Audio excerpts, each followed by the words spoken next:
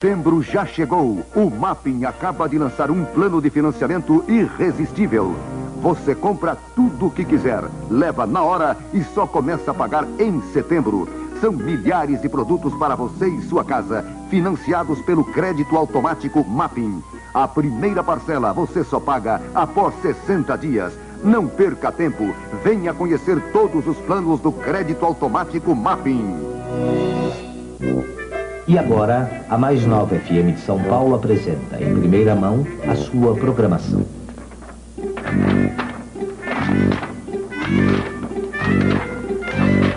Que programa!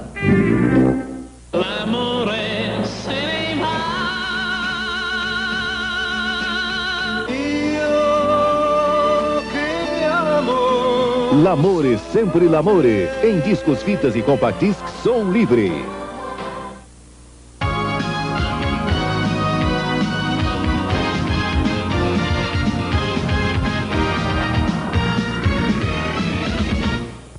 Seis dias de angústia e expectativa em Brasília. A família do empresário Wagner Canhedo Filho, sequestrado na quarta-feira passada, ainda espera um novo contato com os sequestradores. As negociações que estavam sendo feitas em Goiânia voltam ao Distrito Federal. O silêncio dos sequestradores aumentou hoje a tensão da família Canhedo. O pai do empresário sequestrado voltou a Brasília depois de ter ficado 24 horas em Goiânia, esperando em vão por um sinal de vida do filho dele. A última prova confirmada de que Wagner Canhedo Filho estava vivo veio através de um bilhete escrito por ele sexta-feira passada. O bilhete escrito à máquina que a família Canhedo recebeu ontem à tarde tinha apenas uma rubrica feita à caneta, que pode ou não ser do empresário sequestrado. Para ter certeza, a família Canhedo mandou o bilhete para a perícia técnica, mas o resultado dos exames ainda não foi revelado. O advogado da família, Ovídio Martins, que participa das negociações para a libertação de Wagner Canhedo Filho, permanece em Goiânia. Ele também passou o dia à espera de um novo contato com os sequestradores. O senhor já recebeu algum telefonema, já teve algum contato com esses sequestradores hoje à tarde? Não. Telefonemas existem muitos, mas todos eles de aproveitadores que não param de ligar para o escritório com conversas as mais estapafúrdias possíveis, mas com nenhum fundo de verdade. O repórter Marcos Lozecan dá ao vivo de Brasília outras informações sobre o sequestro do filho do presidente da VASP. Aqui na casa do assessor da presidência da VASP, a informação é de que a família Canhedo já tem todo o dinheiro para pagar o resgate, mas agora impõe condições para negociar com os sequestradores. Quer, para começo de conversa, uma prova definitiva de que o empresário Wagner Canhedo Filho está vivo. Pode ser um telefonema dele, pode ser uma carta escrita à mão ou ainda uma fita cassete gravada. Daqui a pouco, outras informações sobre o sequestro do filho do dono da VASP. O INAMPS proíbe em todo o estado do Rio o uso do soro que matou 3 crianças. Os fabricantes do produto também serão responsabilizados pela contaminação de mais 8 bebês. Os médicos da maternidade Alexander Fleming, na zona oeste do Rio, ficaram alarmados com o que parecia ser uma epidemia. Em junho, 11 crianças recém-nascidas foram atacadas pela mesma doença infecciosa que nunca tinha aparecido no hospital. Elas iam ficando fracas e em poucos dias, 3 morreram de infecção generalizada. 4 se recuperaram e outras 4 ainda estão internadas. Há 15 dias, o hospital encomendou um laboratório análises em todos os equipamentos e materiais usados com os recém-nascidos para tentar encontrar as causas da infecção. O laboratório encontrou 2 tipos de bactéria nas 3 marcas de soro que o hospital tinha em estoque. As mesmas bactérias foram encontradas em todos os exames de sangue das crianças que tinham ficado doentes. Os resultados saíram na sexta-feira. Em seguida, a Coordenadoria Regional do INAMPS mandou interditar todo o estoque. Os 150 litros de soro estão isolados numa sala do hospital. Hoje, o uso do soro dos 3 laboratórios foi proibido em todo o estado. O primeiro laudo confirmou a contaminação. A Coordenadoria do INAMPS mandou fazer uma última análise, mas já está tomando providências. O INAMPS já acionou a Secretaria Nacional de Vigilância Sanitária para que esses laboratórios sejam responsabilizados. Lucinéia Leiroz, ainda em estado de choque, não se conforma com o que aconteceu com a filha. A menina Laís nasceu forte e saudável e morreu 4 dias depois. O quê? Eu perdi minha filha, que eu não tenho ela, que diante dos médicos que estudaram, em vez de me ajudar, entendeu? Ver erguer ela. Foi coisa distante, se você visse como ela nasceu bonita. O Ministério da Saúde enviou um comunicado às secretarias estaduais de saúde determinando a suspensão imediata do consumo do soro nos hospitais e a interdição dos estoques.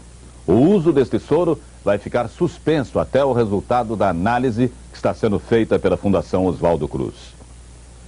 A Justiça do Rio divulga o relatório final sobre a investigação das fraudes contra o INSS. Mais de 100 bilhões de cruzeiros foram roubados nos últimos 2 anos pela máfia da Previdência. A Justiça investigou 27 varas de acidente de trabalho do interior do estado e descobriu fraudes contra a Previdência em 9 municípios.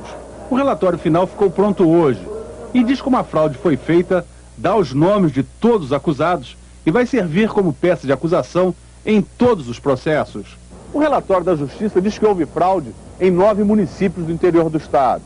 O prejuízo da Previdência passou dos 100 bilhões de cruzeiros, apenas num período de 2 anos que foi investigado, de 89 até o início desse ano.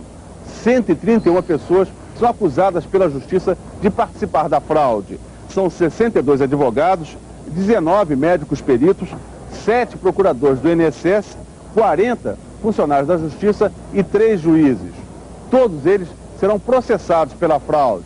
O relatório da Justiça diz ainda que o próprio INSS é o maior incentivador da indústria da fraude. O que eu acho importante nisso tudo é que essa matéria toda vem sendo apurada exatamente por iniciativa do Judiciário, que não se omitiu no cumprimento do seu dever e colocou como suspeitas pessoas de todas as categorias.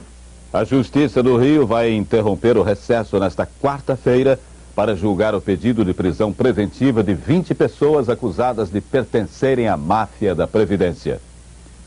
A Universidade de Campinas confirmou hoje a identificação de 3 das ossadas encontradas em setembro do ano passado num cemitério clandestino de Perus, na Grande São Paulo. Elas pertenciam a presos políticos que estavam desaparecidos. Foi o médico legista Fortunato Badam Palhares quem apresentou os primeiros resultados de 6 meses de pesquisas com as ossadas. Os pesquisadores, com base em informações e fotos fornecidas pelas famílias, utilizaram a técnica de sobreposição de imagens e identificaram 3 desaparecidos políticos. Sônia Maria Moraes Angel Jones e o marido Antônio Carlos Bicalho Lana, militantes da Ação Libertadora Nacional, torturados e mortos em 73. A terceira ossada identificada é de Denis Casemiro, militante da Vanguarda Popular Revolucionária e desaparecido em 71. Das 1.049 ossadas recolhidas no cemitério de Perus, em São Paulo, a Unicamp examinou até agora 268. Entre elas estavam as ossadas dos 3 presos políticos que foram identificados. Segundo o médico Badam Palhares, o trabalho de identificação vai continuar, mas o ritmo deste trabalho vai depender dos recursos que a universidade receber para isso. Pode ser mandado de volta para a Itália o mafioso que está preso em Minas. Vincenzo Curcelli chegou ao Brasil há 2 anos. Foi condenado na Itália por assalto, tráfico de drogas e sequestro. O mafioso estava desaparecido há 1 ano e era dado como morto. A cidade de São João del Rei, na Zona da Mata de Minas Gerais, foi a escolhida pelo italiano para ficar longe da polícia. Ele chegou aqui há 8 meses usando o nome falso de Hermes Musioli. Foi morar num bairro da periferia que reúne só descendentes de italianos e montou em pouco tempo essa discoteca ao lado da casa dele. Há 2 meses, Vincenzo estava construindo esta casa de 3 andares. Segundo a polícia, a construção seria uma fortaleza, onde também funcionaria outra casa noturna. O italiano chamou a atenção da Polícia Civil da cidade quando começou a trocar de carros com frequência. Os policiais receberam informações aqui na delegacia de que ele andava sempre com muito dinheiro e de que estava trocando dólares com comerciantes aqui em São João del Rei. Uma equipe de policiais começou a seguir Vincenzo de perto e descobriu que o contato dele com traficantes e viciados em drogas era diário. Vincenzo foi preso na própria discoteca, onde guardava maconha e cocaína. Julgado, ele foi condenado a 8 anos e 6 meses de cadeia por tráfico de entorpecentes, corrupção de menores e uso de documentos falsos. O italiano tinha documentos com 4 nomes diferentes: Hermes Musioli, Alessandro Gilberti, Giuseppe Calgaro e Franco Soglieri. Nos passaportes, um detalhe chamou a atenção da polícia.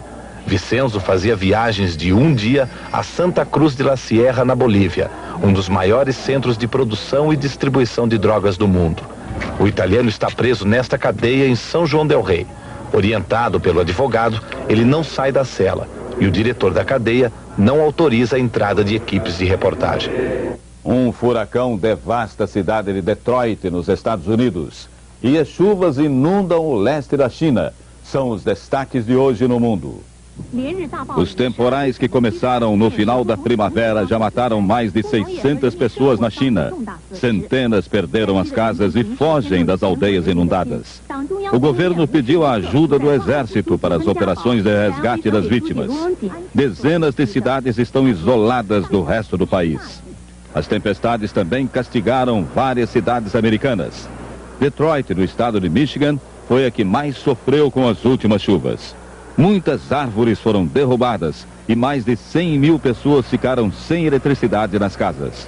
Uma pessoa morreu e dezenas ficaram feridas. Na Espanha, um touro avança sobre um turista sueco no segundo dia do Festival de São Firmino. O homem ficou com ferimentos graves. A corrida de hoje pelas ruas de Pamplona terminou em confusão e já sobe para 30 o número de feridos desde que começou o festival. A seguir, o aumento para os funcionários públicos. E a licença de 8 mil funcionários da Embraer.